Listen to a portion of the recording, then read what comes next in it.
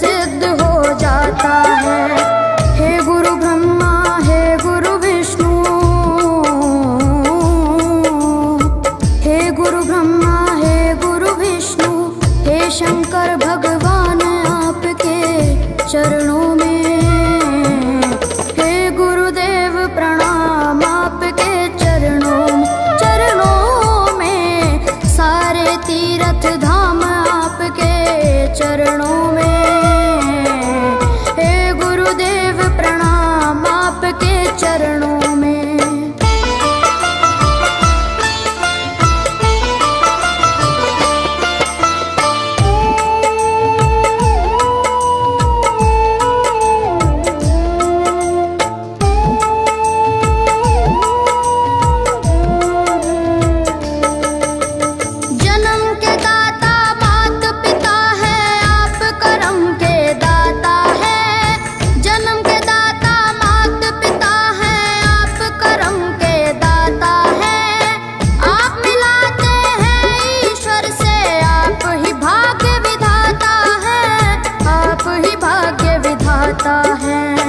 दुखिया मन को, रोगी तन को, दुखिया मन को, रोगी तन को मिलता है आराम आपके चरणों में। हे गुरुदेव प्रणाम आपके चरणों में, चरणों में, सारे तीर्थ धाम आपके चरणों में। गुरुदेव प्रणाम आपके चरणों में।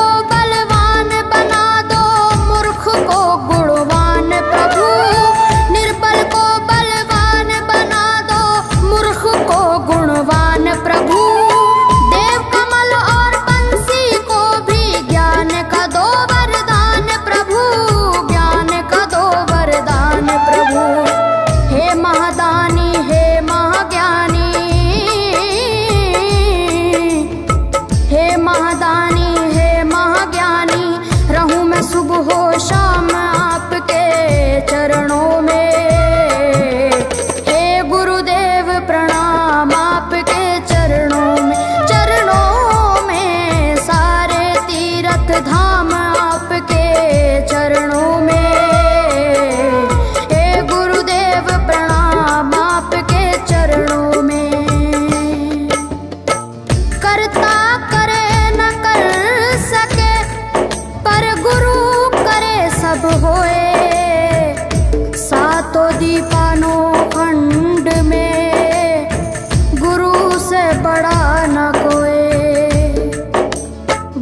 से बड़ा न कोई, प्यारे गुरु से बड़ा न कोई। मैं तो 7 समुद्र की मसी करूं, लेखन सब बन गए राय। सब धरती कागज करूं, पर गुरु गुण लिखा न जाए। प्यारे गुरु गुण लिखा न जाए। सारे तीर्थ धाम आपके चरणों में।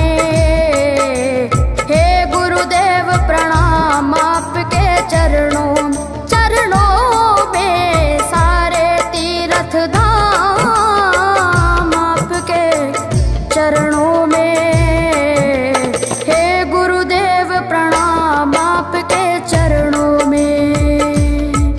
मेरे बाबा है, मेरे बाबा, मेरे बाबा,